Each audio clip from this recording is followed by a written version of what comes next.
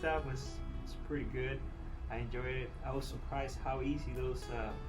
And I know you always say that the maxillaries are, they can be bears, but I feel like the that 116 that we did on the first patient, they rolled out so easy. I didn't expect them to roll out like that with that technique that you were saying, to get in there and just roll them out.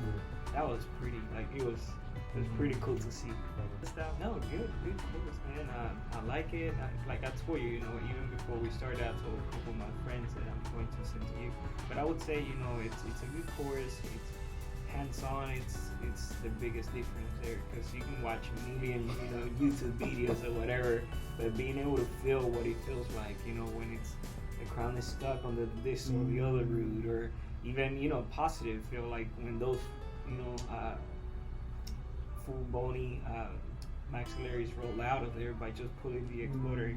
That was pretty satisfying. I was like, oh, this is what it feels like. Yeah, and especially after getting stuck on that other one, 32, I'm like, man, this is really tough.